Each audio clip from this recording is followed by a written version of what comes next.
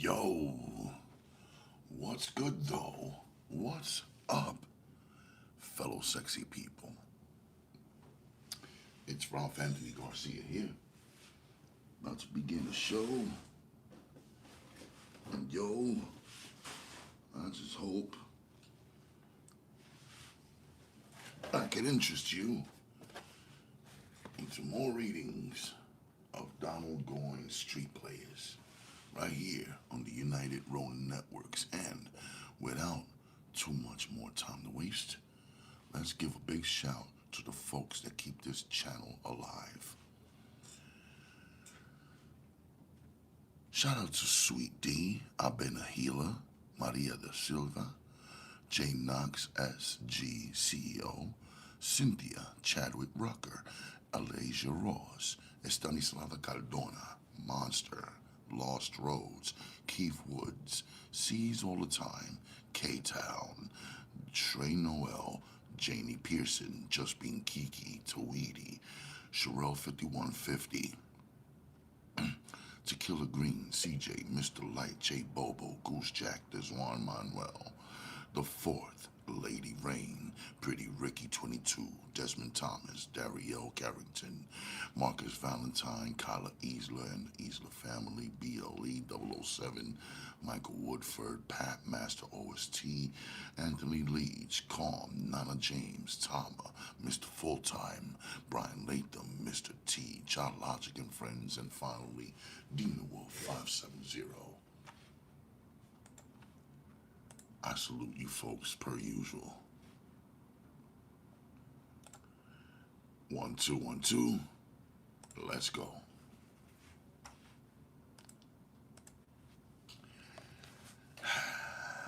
What up, everyone? What up? What up?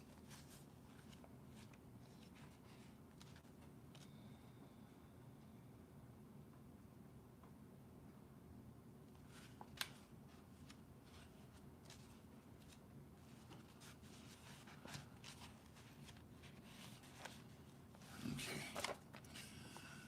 Chapter 13. Rain spattered down against the window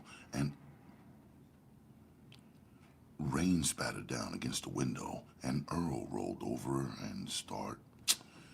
Rain spattered down against the window and Earl rolled over and stared out in disgust.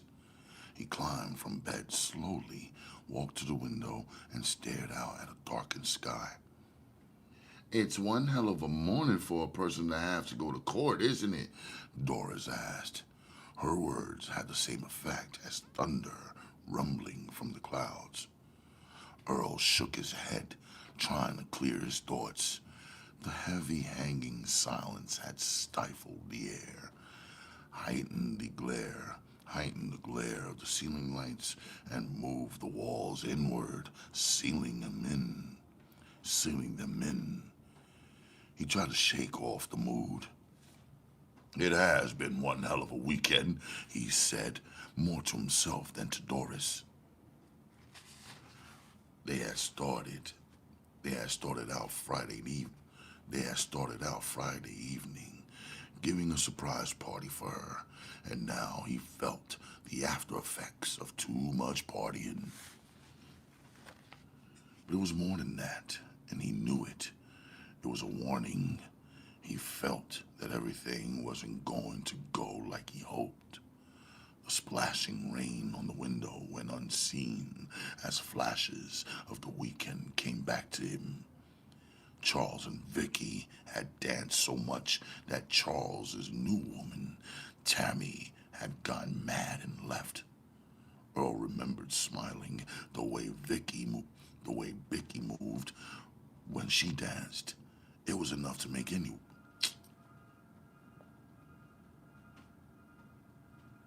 I apologize, folks.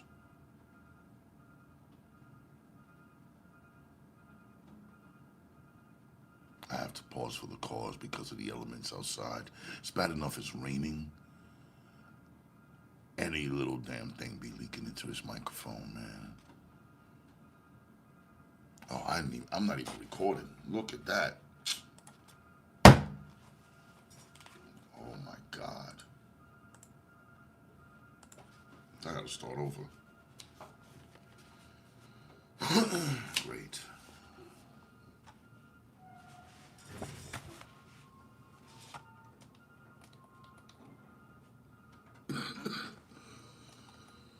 Please.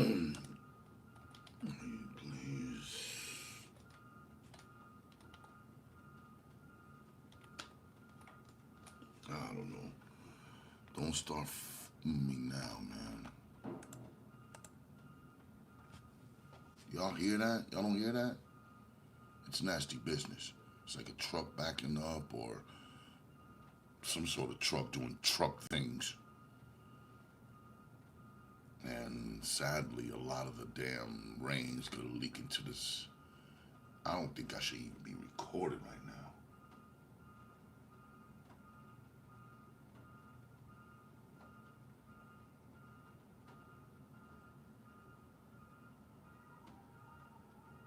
So noisy.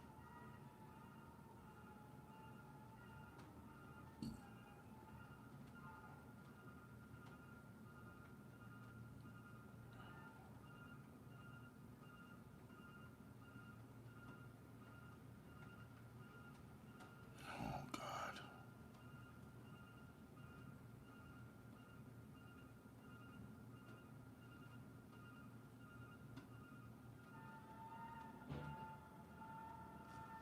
Can you stop? I apologize for this, folks, but we'll get back into it in a few minutes. Damn, I don't think I should even record right now. Too much noise.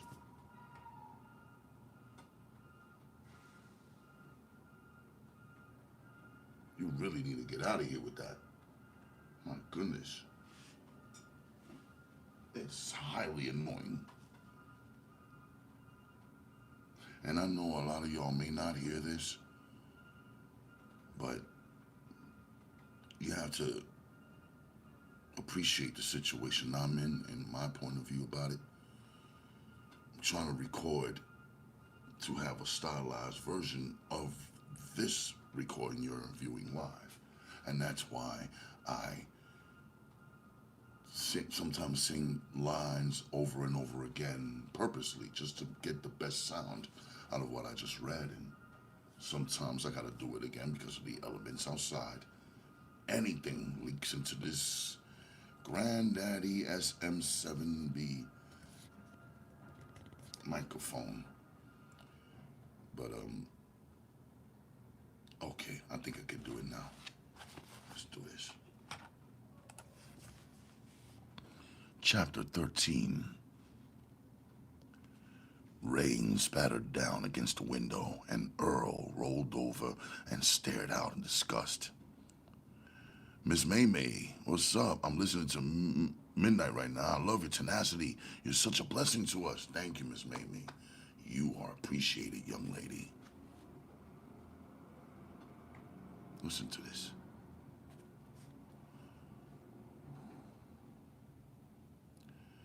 Rain spattered down against the window, and Earl rolled over and stared in disgust.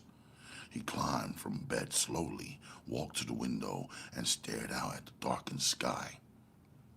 It's one hell of a morning for a person to have to go to court, isn't it? Doris asked. Her words had the same effect as thunder rumbling from the clouds. Rumbling from the clouds. Earl shook his head, trying to clear his thoughts. The heavy hanging silence had stifled the air, heightened the glare of the ceiling lights, and moved the walls inward, sealing them in. He tried to shake off the mood. It has been one hell of a weekend, he said, more to himself than to Doris. They had started out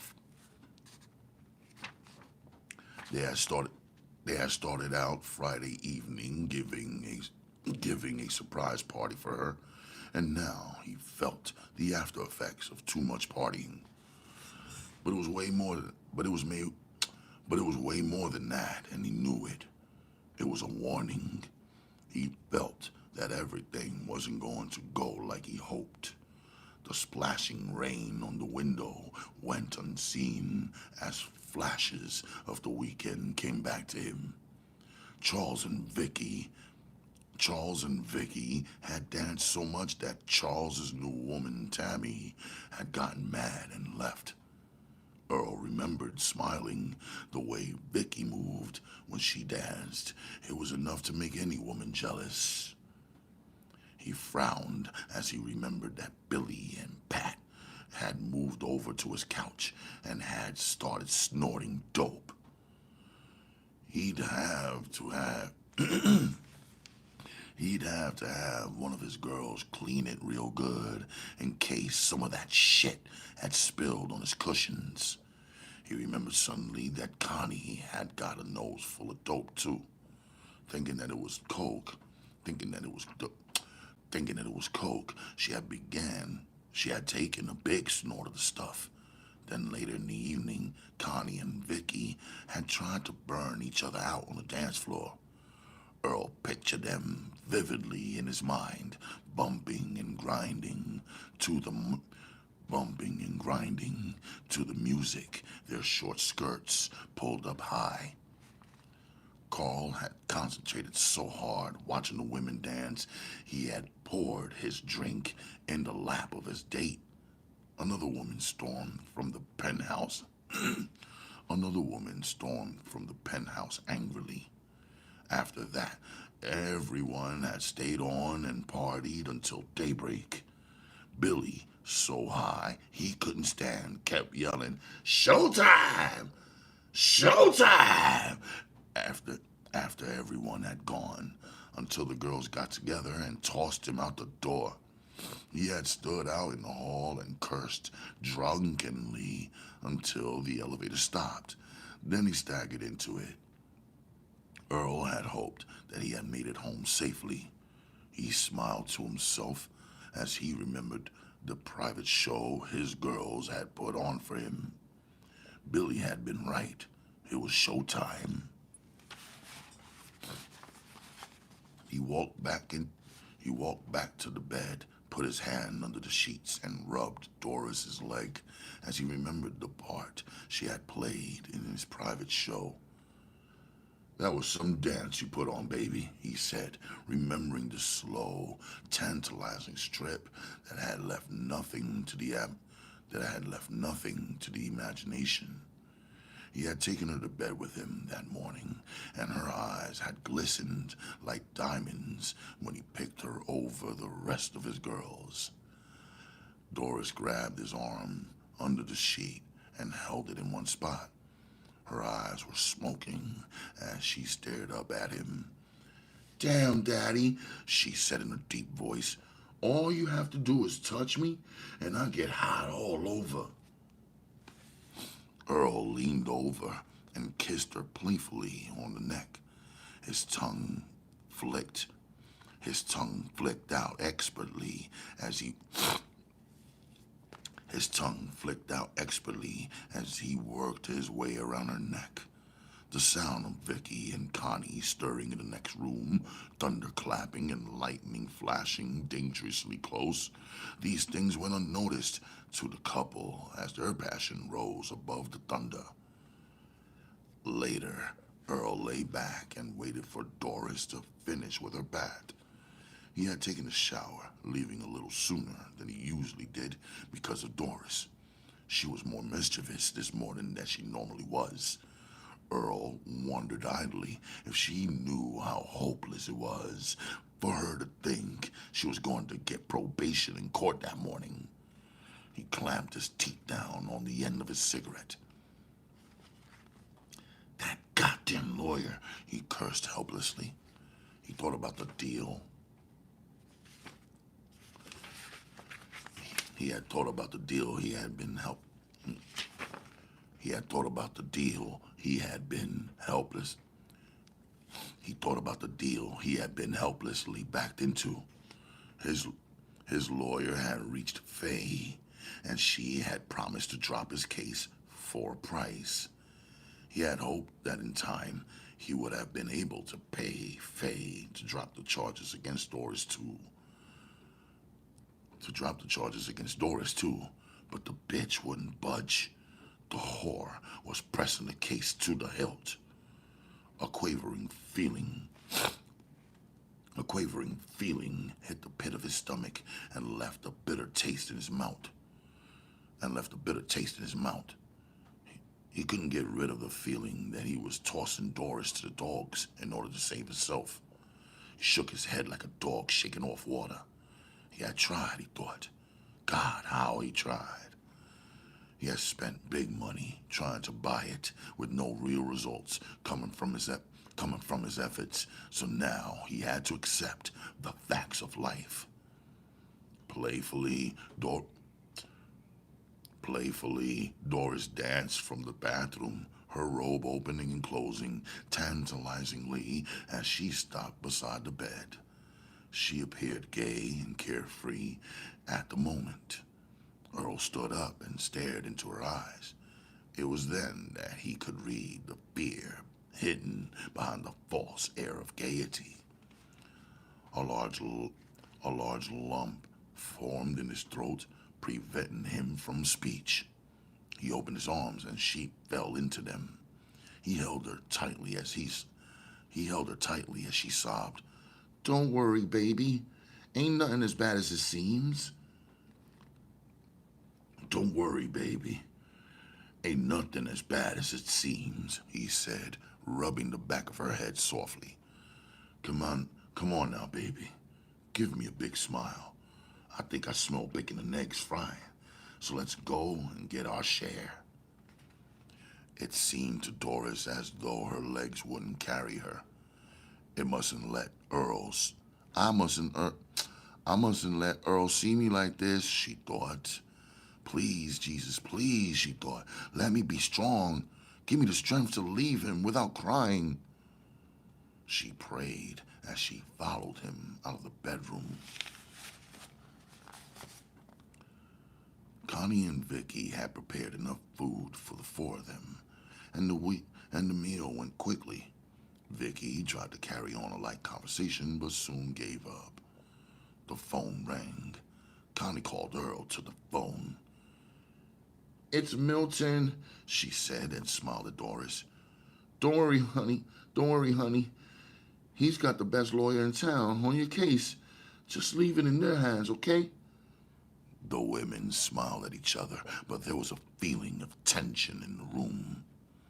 Earl carried the phone into the bedroom. "Wait a minute," he said, and closed the door so that no one could hear. "What do you mean, man? All the money I've spent, and you mean to tell me that now, at this late date? You're gonna put my coat that you can't even get the charge lowered? That's got to be the stinkiest shit. That's got to be the stinkiest shit in town."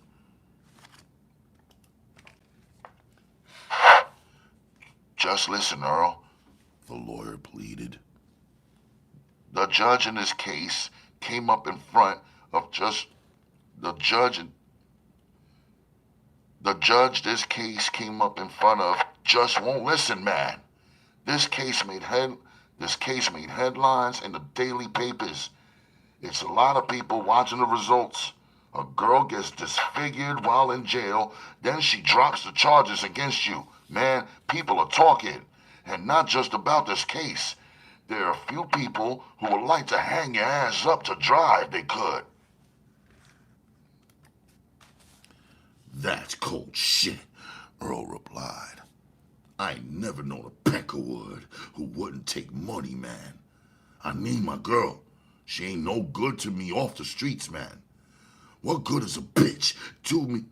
What good is a bitch to me doing time? Answer me that."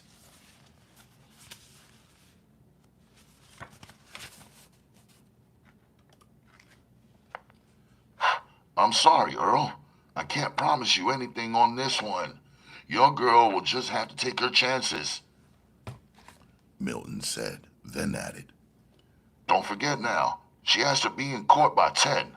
I'll be waiting there for you. I'll be there waiting for you." Before Earl could say anything else, the lawyer hung up.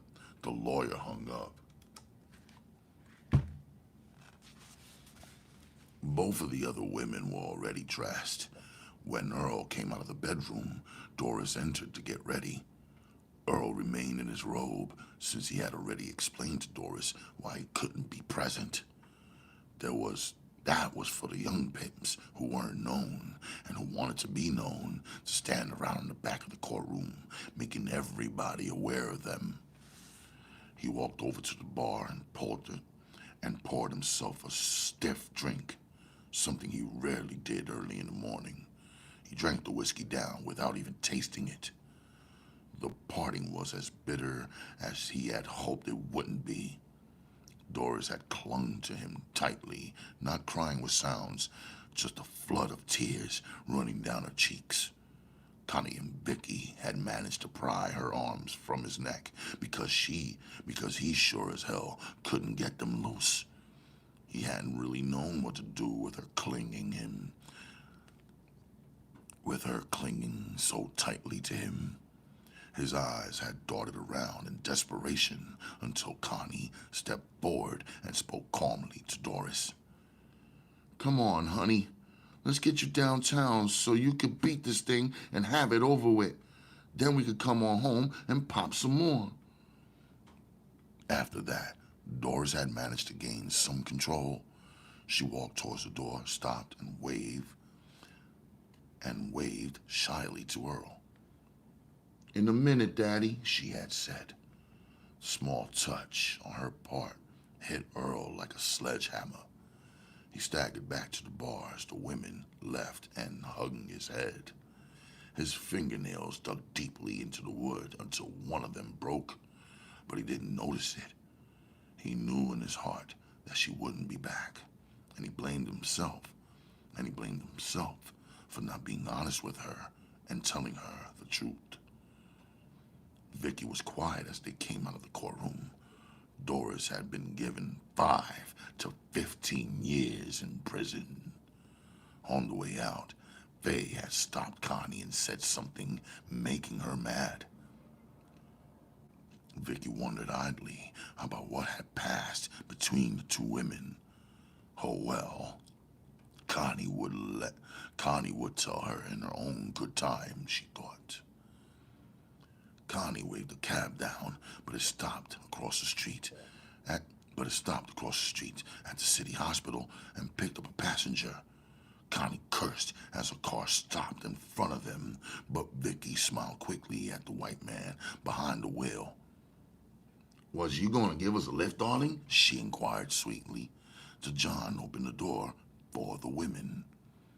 As the car pulled away from the curb, Connie sat by the door, completely absorbed in her thoughts.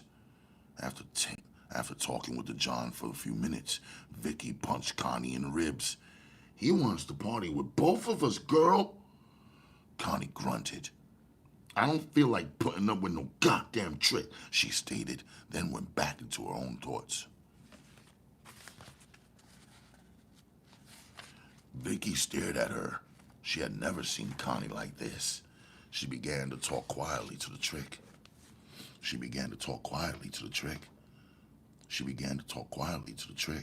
The John stopped and parked on Wardwood in front of a large motel. Vicky twisted around in her seat and again approached her friend. "The man is willing to spend $75, Connie. If we both go with him, if you don't go, he'll only spend $25. For a brief moment, the only sound that could be heard in the car was the heavy breathing of the John as he waited for the girls to make up their minds. Connie stared at the fat white man. His cheeks were heavy and hung in folds. All the heartbreak of the day arose in Connie's in all the heartbreak of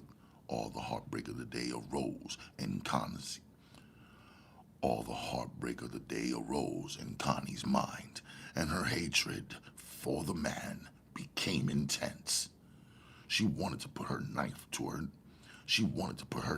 his neck and just take his money.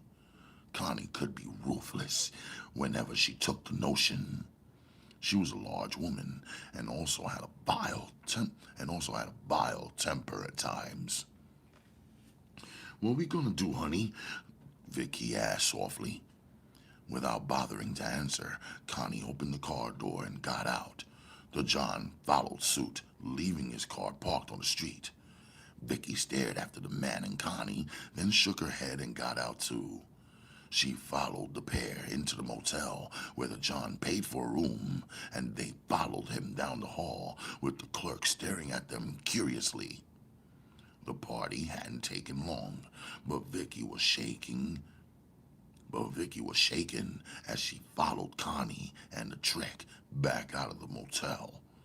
She had seen many things before since becoming a prostitute, but today had really shocked her. She looked at the man and shivered. She knew that he was perverted, but she was still stunned, more by the way Connie had acted than by what he had asked for. The man had wanted to be beaten while committing an act of oral compilation on Vicky. Connie had delivered the beating with more than enough emotion. She had whipped the Trick with a belt the man had supplied. He had rolled off of Vicky, crying that it was enough. But she had continued to beat him until he fell on the floor. After that, she had made him take out his wallet, and she had removed another $100 from it. When the Trick started to complain, she had started to beat him again. Vicky had separated them, leaving the John to moan on the floor. Now that it was over, the John rolled his eyes angrily at Connie. He opened his car door. "You black bitch!" he screamed at her, leaving no doubt about which one he was talking to. "Fuck you in your fucking ass, you fucking freakish bastard!" Connie screamed after him, putting her hands on her hips and staring angrily at him. He slammed his car door and locked it. Before anything else could be said between them, a police car pulled up and stopped. A big, blonde-headed man snarled from the passenger seat. "What the hell is wrong with you, gal? You know I don't allow no whoring on the street when I'm on shift." "You're wrong, Fraser," Connie answered, using the officer's name. "We were trying to catch a cab." Vicky watched as the Trick pulled off, and she felt relieved. At least they wouldn't get charged with robbery. This feeling was short-lived, though, as the officer got out and ushered them into the car. After they got in the car, the cop drove around slowly. Vicky, under the impression they were going to jail, sat back quietly. How much money have you girls made so far?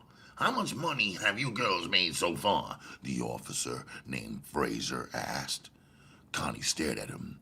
Her mouth was drawn up in an angry snarl.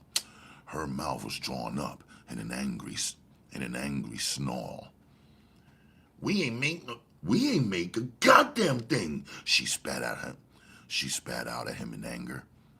Fraser stared at her for a moment. With slow, deliberate motions, he instructed his young driver to pull up in an alley. They parked behind a rundown house. He turned around in the seat and stared at Vicky. You'll do just fine," he said, and wet his lips with anticipation. "Get the hell out, you," he said to Vicky, opening the car door from inside. Vicky looked around, dumbfounded. Connie spoke up harshly. "The dirty son of a bitch wants to fuck Vicky. Either you give him some free pussy or he takes your ass to jail."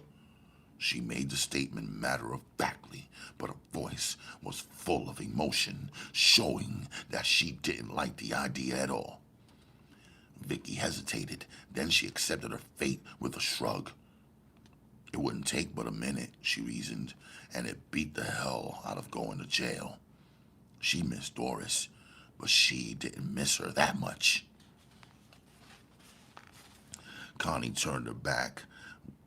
Connie turned her back on the young officer she was left in the car with.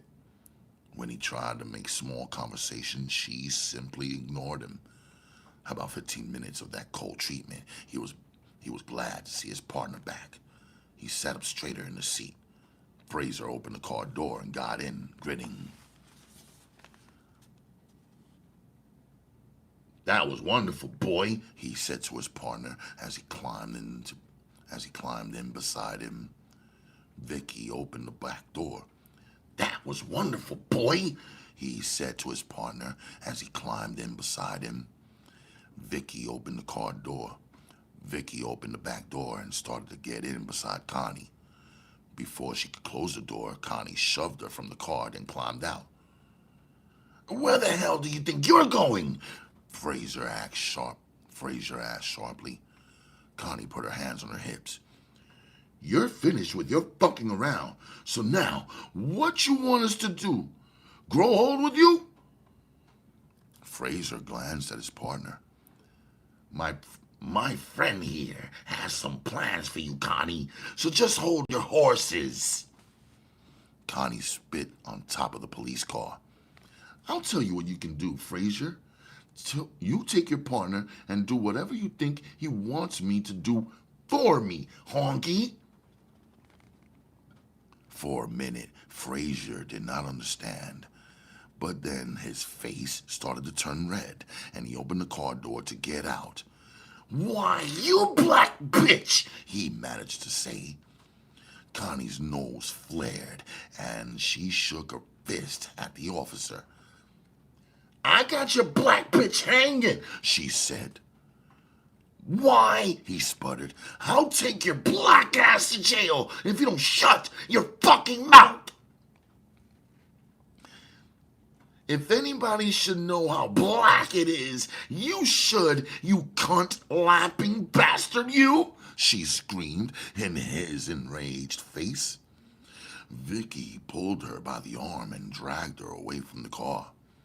Fraser was so mad that he was choking on his words. If it hadn't been for that, Vicky wouldn't have been able to get her away. "Put that filthy whore in the car! Put that filthy whore in the car!" he yelled at his partner. "Maybe after she gets downtown, she'll learn some fucking sense." Vicky pushed Connie towards an empty gangway that led towards the front of the street. "Run, honey. If you don't want to go to jail, I'll try and handle it for a minute." Connie, realizing she had gone too far, pulled her skirt up and ran. Vicky stopped the young officer, blocking the pathway with her body. "If you take us down, we're going sure as hell tell it to the desk sergeant. If you take us down, we're going sure as hell tell it to the desk sergeant," she stated loudly, causing the officer to come to a complete stop. Her words made him stop and think. He didn't want any blemish on his record, and something like this would never do. Nope. His young wife will have a fit if she heard about it, him playing around with whores. His hesitation was all they needed. Vicky caught up with Connie before she reached Earl's place, and the two women entered the apartment together. Earl was sitting at the bar, drunk, staring foolishly at the empty glass he had held in his hand. Connie grabbed him under the arms and got him to his feet. She waved Vicky away when Vicky offered to help. Without resisting, Earl staggered towards the bedroom. Connie entered him and slammed the door with a foot. She pushed Earl towards the bed, but he somehow missed the bed and fell, knocking over the night table and lamp. knocking over the night table and lamp. He pushed the lamp out of his way and stared up at her, mad and half-dazed. Bitch, you losing your goddamn mind? He asked harshly, not really knowing if it was her fault or his own. Drunk as he was, he realized she was angry, but she still had guidelines. She had better respect. One thing disturbed him, though. Every time they had fought, he had been sober. Connie was tall and solid, and he had to knock her out every time he had jumped on her in the past. The last thing he wanted in his present condition was a fight with her. So he decided to overlook what had happened. Doris got 5 years, nigger. Do you think you were worth 5 years out of her life? The question jarred him halfway sober. He shook his head to clear it up. He knew how much time Doris had gotten, so that was nothing new. His lawyer had called as soon as it happened. He remained silent and tried to get his wits together. Ever since she had talked to Faye in the courtroom, Connie had been hurt and angry. Now it all came to a boiling point. She didn't care what Earl did.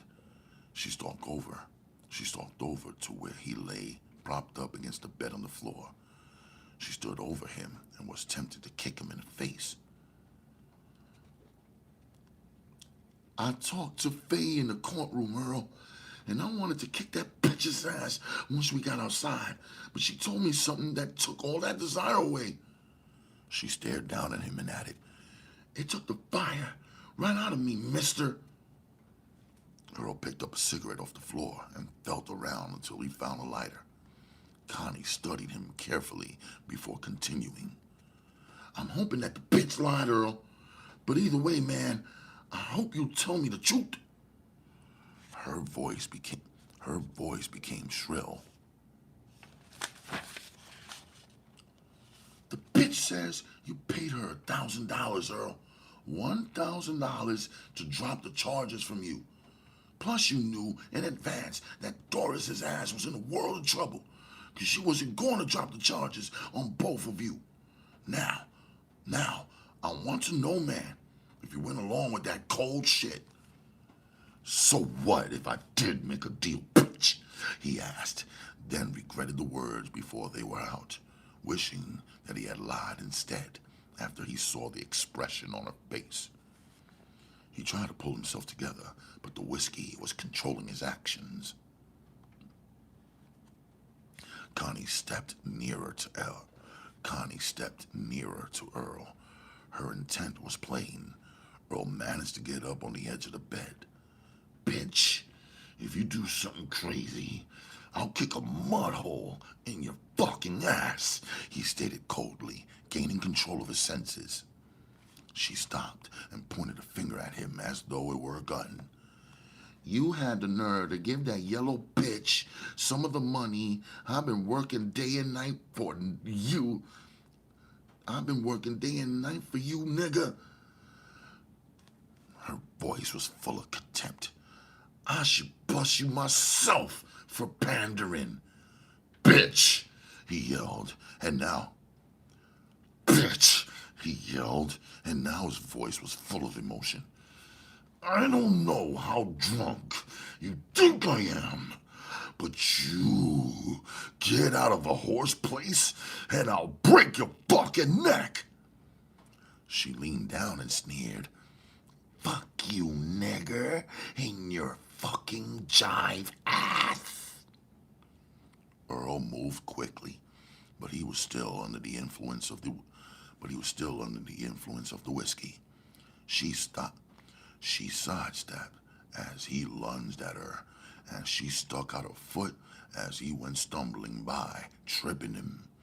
He fell into the open closet, tearing some of his suits from their hangers as he reached out to break his fall. Connie backed up towards the bedroom door. If you put your hands on me, nigga, I'll scream and tear the roof off this joint, she said as she fumbled for the doorknob. You better start screaming then, whore, Earl said as he climbed to his feet. A small trickle of blood ran down his face from a tiny gash where he had struck his head. You better damn well know you're going to do some screaming, you crazy motherfucker, he yelled loudly. Vicky burst through the open door and stepped between the fighting couple. She stared from one to the other end with astonishment. Connie moved toward the vastness of the front room. She knew that Vicky wouldn't be able to stop Earl if he decided to fight, and she was pretty sure he was going to do some fighting, drunk or not. She realized just as quickly that she didn't have a chance of winning.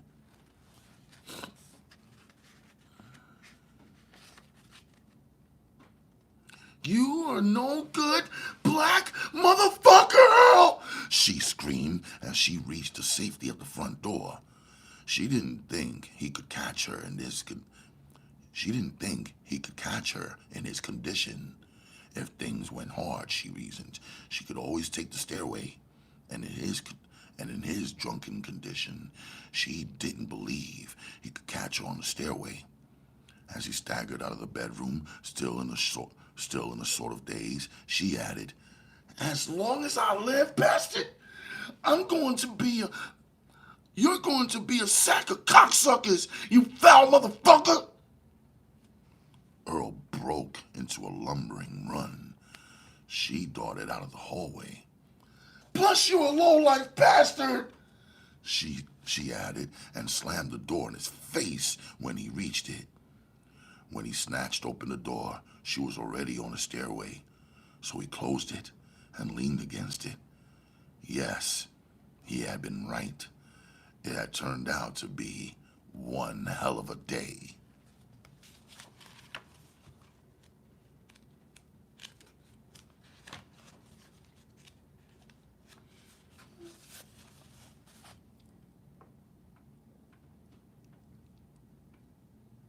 Mrs. May, salute to you again. Dre Smooth, my dude, back at it again. Salute to Dre Smooth. Greetings and thank you for impacting us with your talent.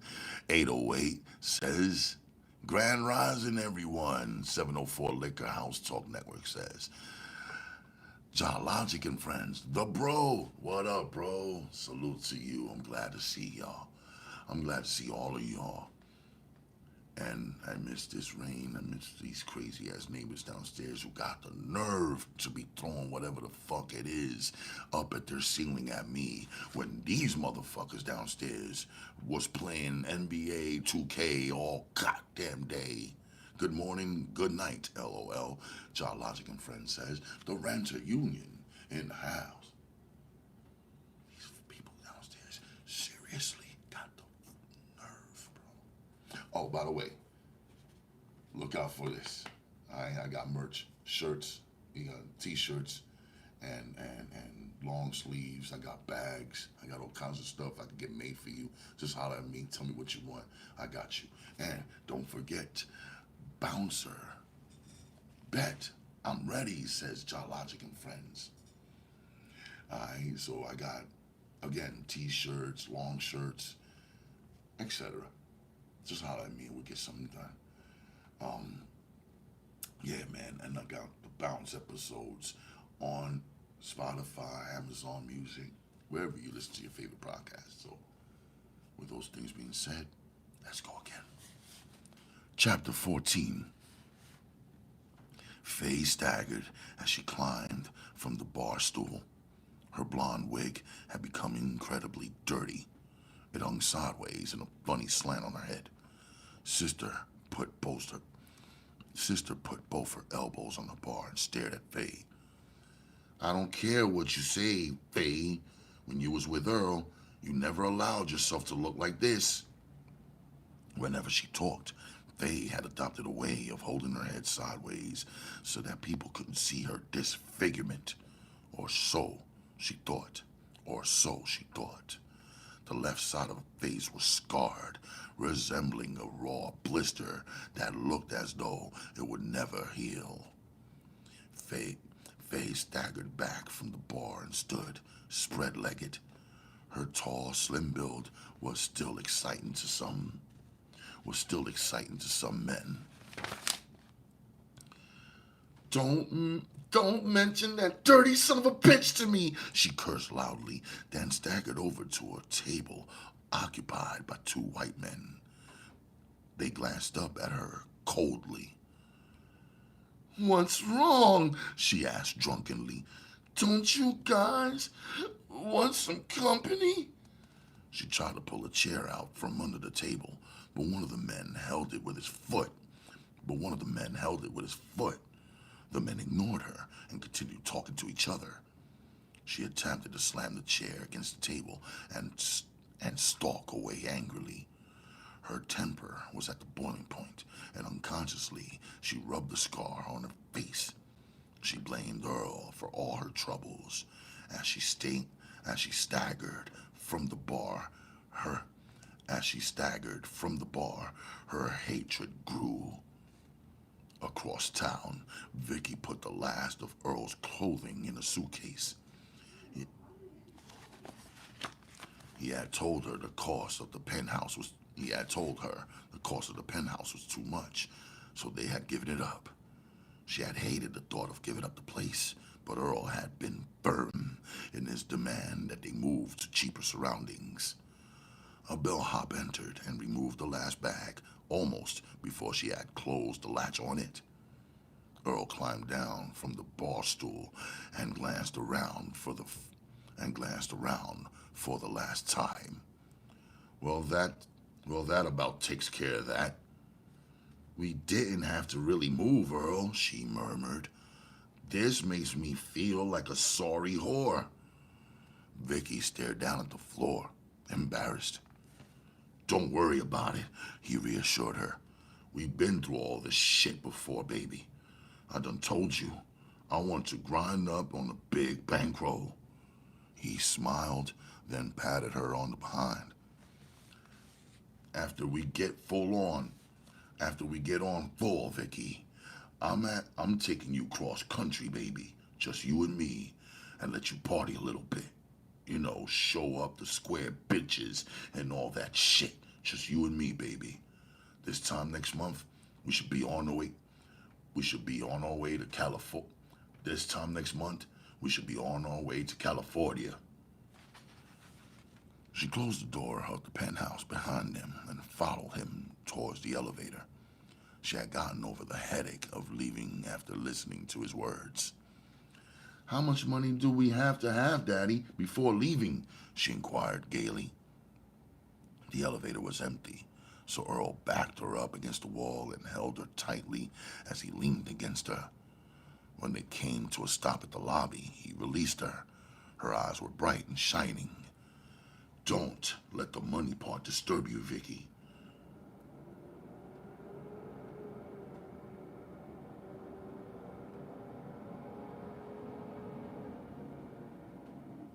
I'll worry about that part, and when I think we are ready, I'll let you be the first to know, honey.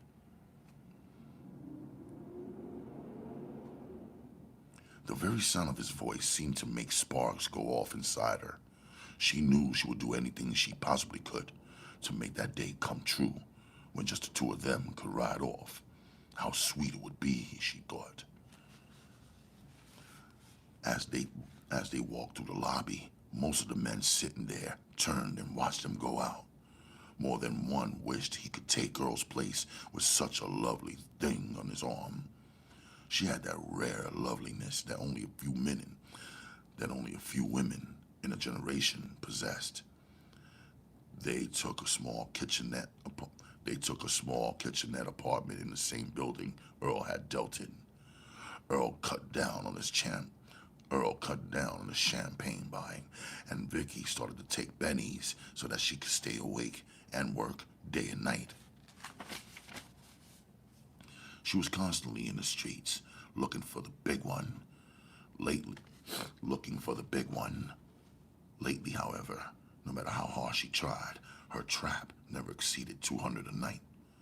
Earl had remarked rather coldly that it seemed that after she got into the hundreds, she ran out of gas. She ran out of gas. And what he has said offhandedly, not really paying attention and not really mad about the trap money.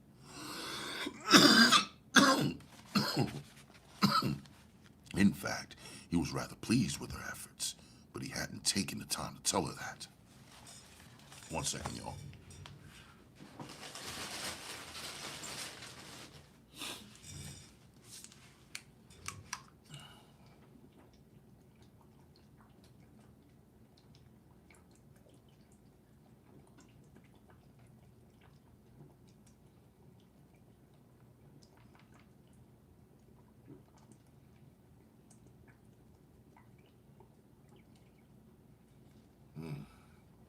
That was delicious as hell.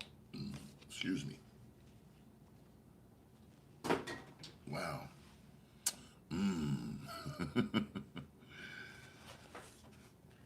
Oh, that was an Aldi's water, and I just discovered they opened up a Aldi's in Fordham. What? I'm going.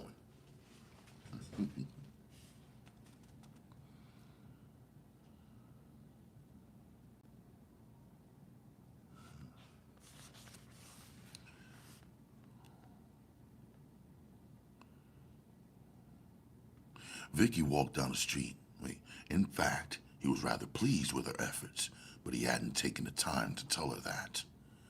But he hadn't taken the time to tell her that. Vicky walked down the street, confused. What Earl had said hurt. It cut very deeply. She knew in her heart that he was wrong. She was trying, and she would go on trying. She wanted to take off a big one and give it to Earl, as big as or bigger than anything Connie had ever given him. She knew that, in the past, Connie had put her knife around a trick's neck and robbed him of a few grand, but she didn't know just how many thousand it had been. Robbery was something she had never tried, but if the opportunity ever presented itself, she believed that she was capable of doing it.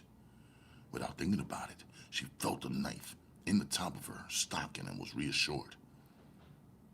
A car horn tooted. One second. Someone's gonna always get into trouble or getting hurt.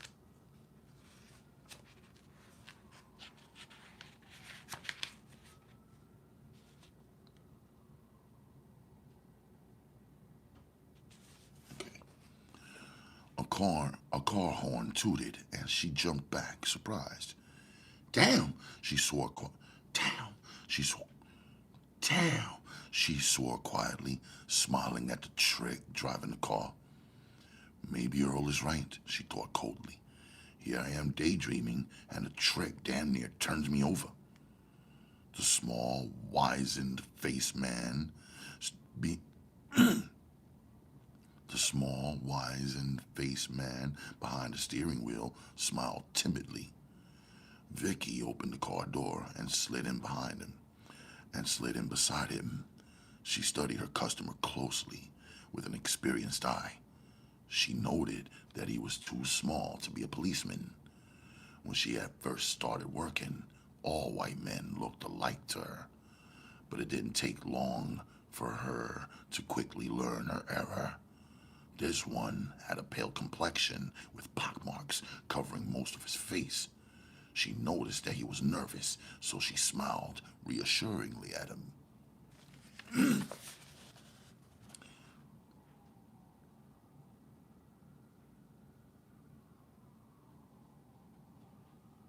I have to wait till that passes.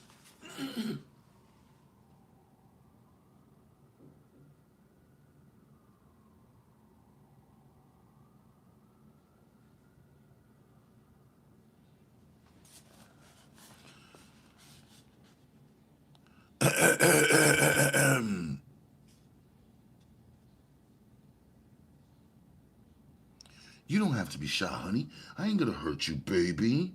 I ain't scared, gal, the trick answered, his voice a deep southern drawl.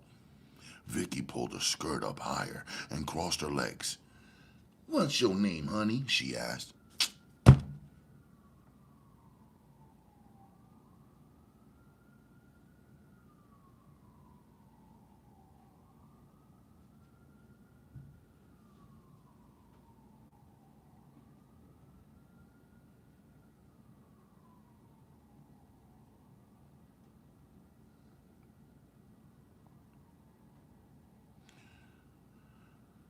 Vicky pulled her skirt up higher and crossed her legs.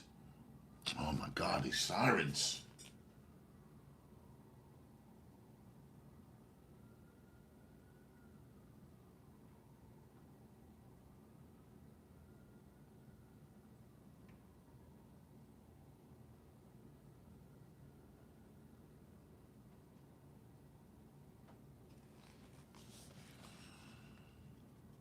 Jimmy, that's what all my friends call me. His eyes darted down to her legs and became glued there for a moment. He had to snatch the steering wheel to avoid hitting a parked car. Be careful, honey, she said, pulling her skirt back down so that he could keep his attention on his driving. Why don't we just park? Why don't we just park somewhere, baby, until we can get some kind of understanding, cash understanding? She added. Jerry removed. Jerry, Jimmy removed the wallet from his coat pocket and tossed it between her legs. I reckon you'll find enough. I reckon you'll find enough darn money in that wallet, gal, for even you, he said as he turned the corner and pulled into an alley. For a moment, Vicky couldn't believe it. She stared at the contents of the wallet. It was crammed with money. She counted part of it, then twisted around and looked at the trick. He had been watching her out of the corner of his eye, but when he saw her looking, he glanced away. Then, for the first time, she noticed she was in an alley. She sat up straighter, glancing around to get her bearings. She turned back towards the driver. Who was so engrossing in trying to find the dark area to park that he wasn't paying much attention to her. She removed most of the money and stuck it in her bra, all the time, watching him to see how he would react. She tried the door handle, but the car was moving too fast, and there was too much glass in the alley to take the chance of jumping. She decided to wait until a better opportunity came along. He pulled in behind a hotel beside a panel truck. Vicky recognized the rear of the hotel as the one she lived in, so she relaxed as the thought flashed through her mind that she wouldn't have far to run. She held his wallet out to him, but he just took it out of her hand and tossed it on top of his dashboard. With one quick motion, she hit the door and with one quick motion, she hit the door and her shoulder and she hit the door with her shoulder and the door handle with her hand, but the trick moved faster. Where the hell you think you're going, gal? Jimmy said as he grabbed her arm and pulled her across the car seat. Here you done stole most of my money, whore. Now you want to run off. Her head struck the steering wheel as he brutally shoved her down on the car seat. Take it easy, honey. Take it easy, honey, she said as the John ripped at her clothing. Just take your time. I'm gonna do what you want, but I don't want my clothes torn. The trick was beyond control now. She stared up into his eyes, and a shiver of fear ran down her spine. She had never seen madness before in a man's eyes. But she knew at once what it was when she saw it. Fuck that! Fuck that! Fuck that! He yelled, making a song out of the words. He continued to spill filth from his mouth as he ripped at her clothes. He wouldn't allow her the time to take them off herself.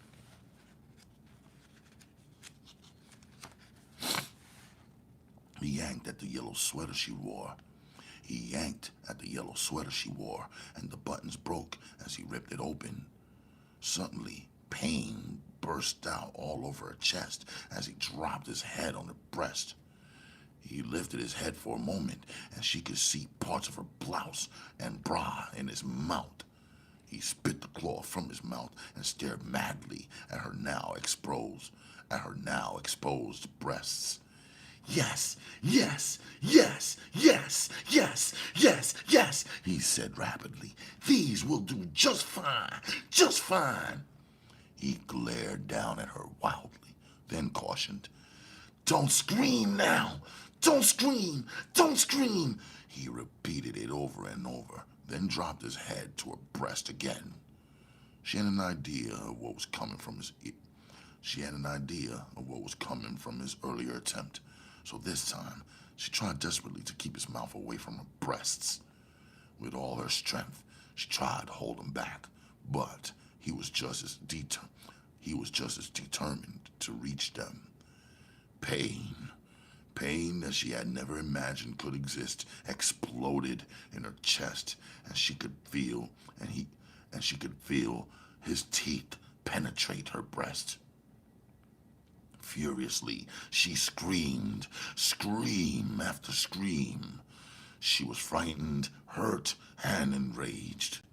Her right leg was pinned to the front seat. But she fumbled desperately with the top of her stockings as she reached for her knife. What she had always visualized was finally coming true, getting jammed up with a nut. "I done told you, gal, about all that hollering. I done told you, gal, about that hollering.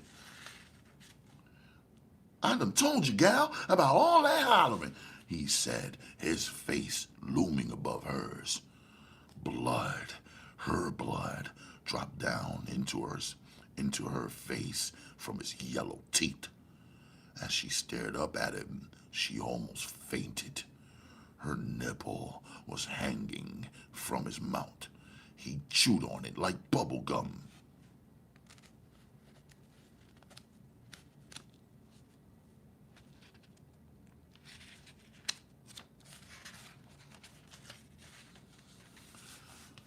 The sight of part of her in his mouth only intensified her struggle. She finally managed to reach her knife, but it was too late. A long butcher knife flashed in his hand. He had hidden it beneath the driver's seat. With all her remaining strength, she twisted and tossed him against the dashboard as she fumbled to pop her knife open. As she opened the weapon, she tried to block the butcher knife, which he had plunged at her viciously. She partially blocked it.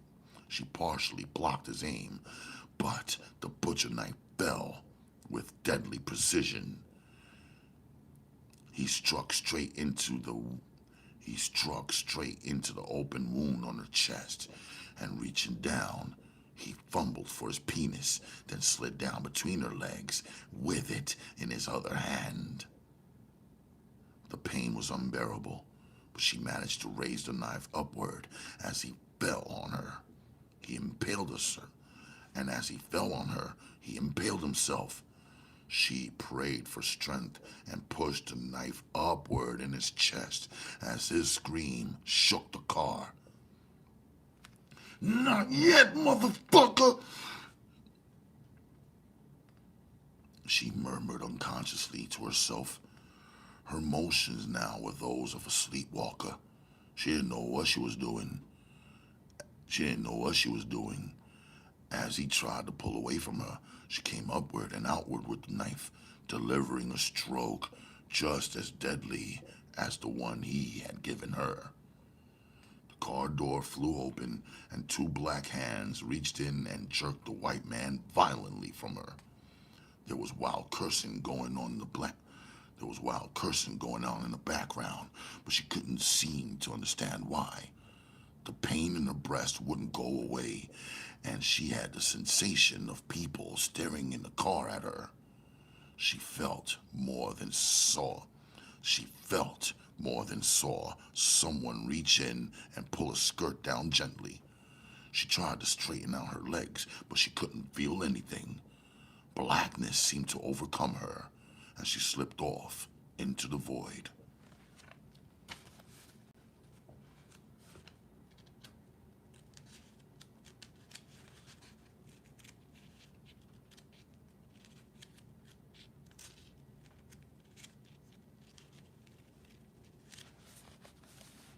Inside the bar, the air conditioner had made it quite comfortable for the people relaxing there. Earl, twir- Earl twirled the drink in his glass around and around. Mrs. Jones peeped into the bar. She saw Earl and approached him, bending down to whisper hurriedly in his ear. His eyes became wider as he talked, and suddenly he jumped from the stool and rushed from the bar. The other customers stared at him curiously, wondering why he was rushing on such a hot day. On such a hot day, Earl came out of the rear of the ho- Earl came out of the rear of the hotel. Earl came out of the rear of the hotel and stopped. He noticed a white man lying on the ground, holding his stomach and moaning. Relief flooded through him. The old bitch had it wrong, he thought quickly. What she had probably meant was that Vicky had bucked up and stabbed the trick. Damn, he cursed. This was going to cost him a lot of money, but he had to keep her out of jail. It was unbearable to even think about her being gone for a few days, let alone off on a manslaughter charge. He'd just have to leave town with her in a hurry, he reasoned, as his eyes took in the crowd of curious people. A tall, dark-complexioned boy yelled, "Over there, Earl! She's in the car!" His words were like a bombshell. Earl moved towards the car like a sleepwalker, not knowing what to expect, but really not expecting what awaited him. The few people standing in his way stepped back, allowing him to approach the car. Earl opened the passenger Earl opened the passenger Earl opened the passenger door and caught his breath. He slipped to the floor beside her, picking her head up gently. "Oh my God," he moaned tearfully as he cradled her in her ar- as he cradled her in his arms. His eyes took in her mutilated body. Tears gushed from his eyes and mingled with the blood that ran freely from her breast. She lay in his arms, motionless. Her eyes fluttered open, and the vacant and the vacant and the vacant sk- and the vacant stare disappeared. She recognized him. "Oh, Daddy," she managed to say. "I knew I'd get a big one for you, honey." She raised her left hand. Clutched in her fist was a roll of blood-soaked money. She managed to push the money into his open po- She managed to push the money into his open coat pocket. Then her hand fell to the seat. "A big one, Daddy," she mumbled before her eyes went glassy. Light, Life vanished from her like a puff of smoke. Earl cried as he gently closed her eyes. He had seen too much death in the ghetto not to be able to recognize it, even if he didn't want to accept it. The tears fell slowly as he moved like a man in a trance. The sound of a siren wrenched him from his zombie-like state. He placed her gently on the car seat and climbed out. The powder blue suit he wore was ruined. Large splotches of blood were his reminder of their last embrace. Earl stopped beside the body of Jimmy. Vicky, Vicky's knife still protruded from his body.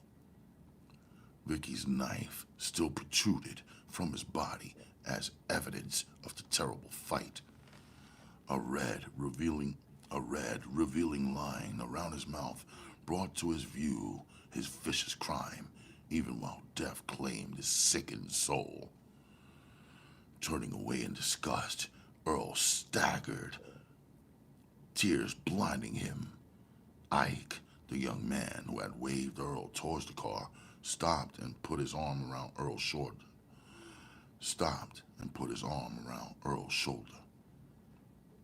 Now's the time, big fella, for you to show strength, he said. All you gotta do is hold on, man. Just hold on. It's funny, man, Earl said in a broken voice, how things like this can happen out of a clear sky. We was just about to get over and ride out. Then this fucking shit happened. Ike nodded as he removed the newspaper from under his arm. He revealed the headlines. Killer escapes from mental hospital. Earl looked away as Ike read the small print.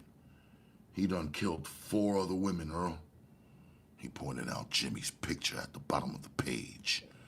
It says here, Earl, that he stole $2,000 from the hospital. That must have been the money Vicky was holding on so tight.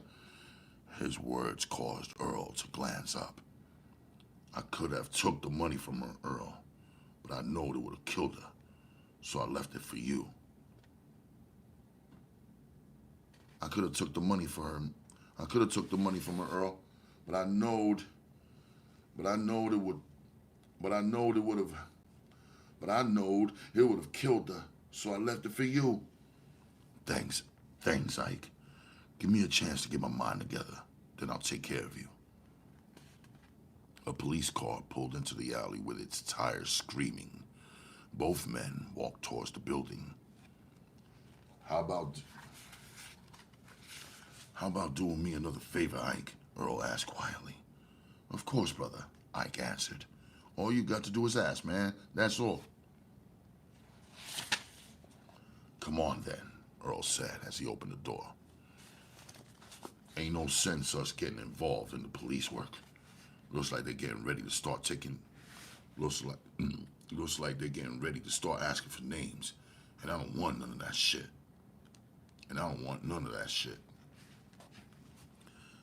They stepped briskly up the stairway of the hotel.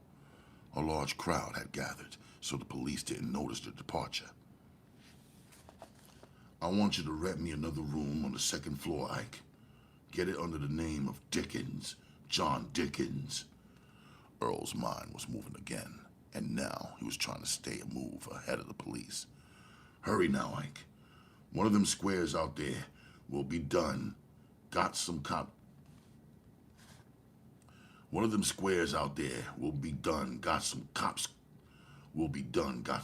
here, man. And they're gonna come looking for this money. Ike agreed. He knew how true blue citizens reacted. They might get their pictures in the paper, so they hoped. He ran down the stairs, not wanting to lose out on his share of the money. Once inside of the apartment, Earl hurriedly started to pack without bothering to change clothes. By the time Mike knocked on the door, he was fastening the last clasp on his suitcase. He had decided to leave most of her clothes. He only took her mink and her diamond ring and watch. Ike's knock scared him so badly that he almost refused to open the door. It's me, baby, Ike yelled from the hallway. Open up, man. We've got to move. Earl picked up a long load of suits he hadn't bothered to pack and carried them to the door. He shoved them into Ike's open arms. What's the room number, baby? He asked. You got room 18, man, Ike replied as he staggered down the hall with his load. Earl rushed back and grabbed 3 pieces of luggage. He shoved them out in the hallway, then glanced around the now empty apartment. The stuff that he had to leave could now easily be replaced. His main concern now was to stay in front of the police. Earl glanced quickly at his watch. Everything that had happened had occurred in the past 30 minutes. His small world, his small world had crumbled around him in that short time. When he reached the new apartment, he sat down on the bed and held his head. It was hard to believe things had happened so fast. Ike fidgeted restlessly. Too much had happened to him tonight for him to be quiet. His voice was low at first, but it grew stronger as he talked. I was the first one on the scene, man. You know, my room is right back. My room is right on the back there, he explained, and stared at the silent Earl before continuing. I hear this car pull up, so I opens my shade and turns the light out. I do this, Earl, just in case some trick should park and lock his wallet up in the car. You understand? I don't want to miss no sure shot or have him send the police up to my place either. If he sees me, I'll make a sorry witness if someone beat him for his wallet. But I don't want this problem. He shrugged his shoulders, then continued. Ain't no sense me having no trouble anyway. Ain't no sense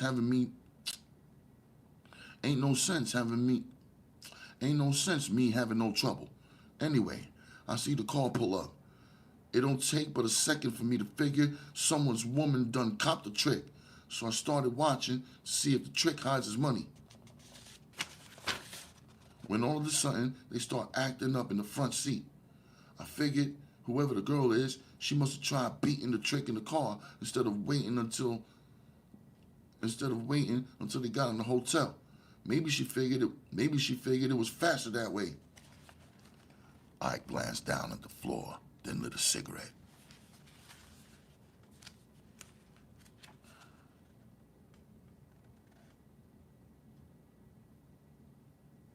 From where I was at, it looked like the girl opened the car door because the light came on, and I recognized Vicky.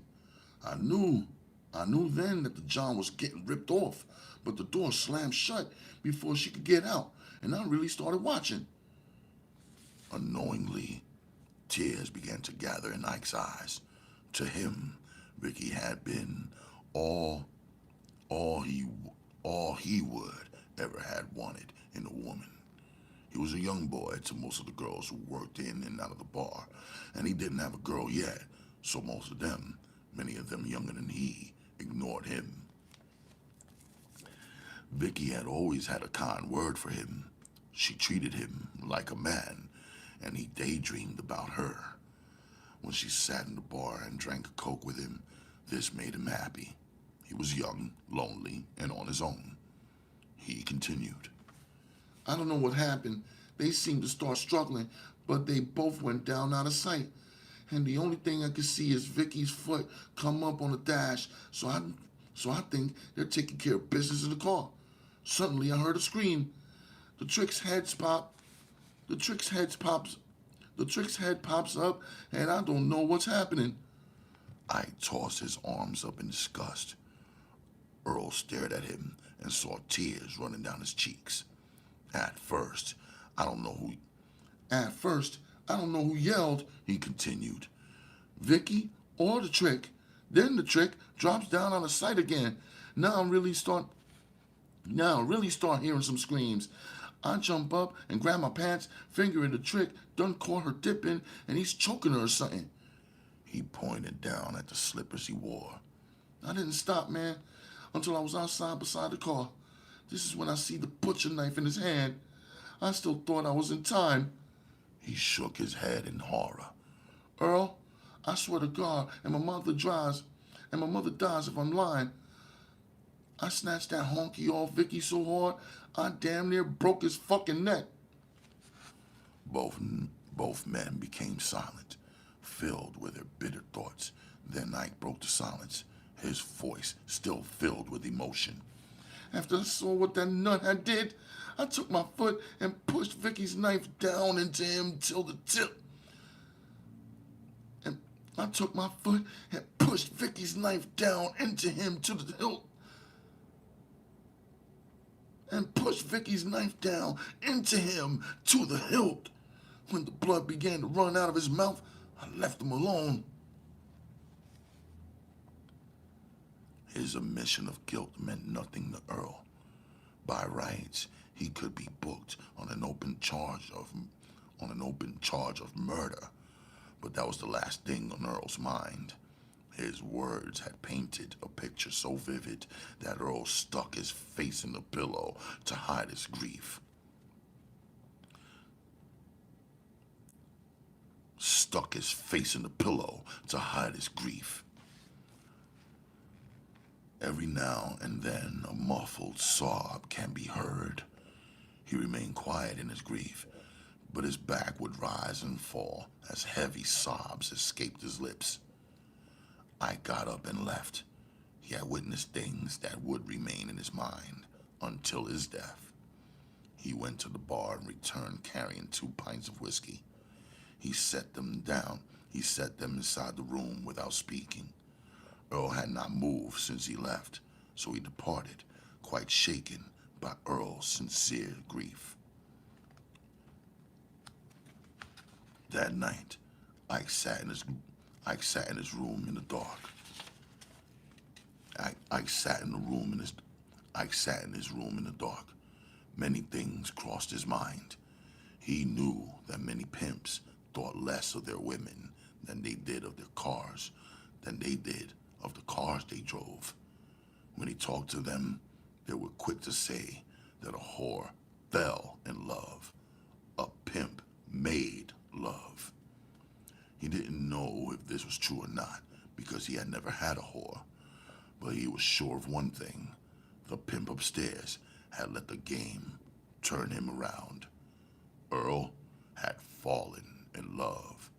Of this, he was sure, 'cause no man could cry that hard over something he didn't care about.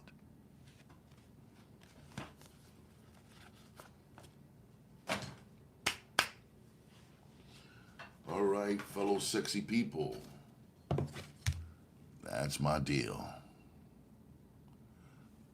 Jai Logic and friends on the shout out once again saying that was dope.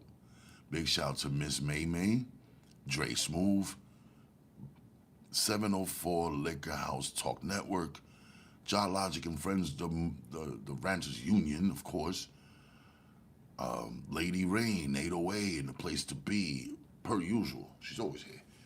Shout out to you, 808. And now, I must say, peace. But before I say peace, don't forget to check out Bounce, all right?